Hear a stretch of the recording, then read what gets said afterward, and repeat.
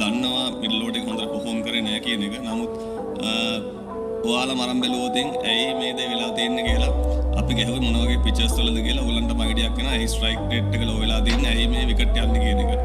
මම හිතන්නේ මේ වර්ල්ඩ් කප් එකේදී ICC එකෙන් දීලා දෙනවා මිලිමීටර් ප්‍රමාණයක් ලාස්ට් එකක් තියන්න ඕන කියලා.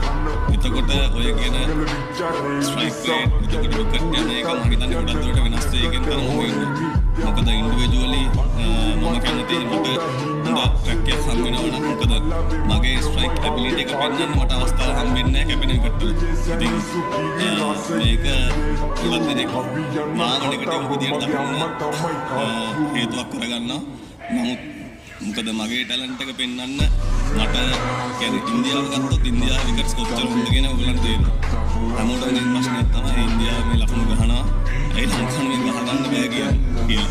ඒක totally depends on the condition. ඉතින් මම හිතනවා මේ World Cup එකේදී numbers ගොඩක් වෙනස් වෙනවා. ඒකට ඔයගලන්ට message contact කරන්න පුළුවන් ඒ World Cup එකේ numbers මොනවද?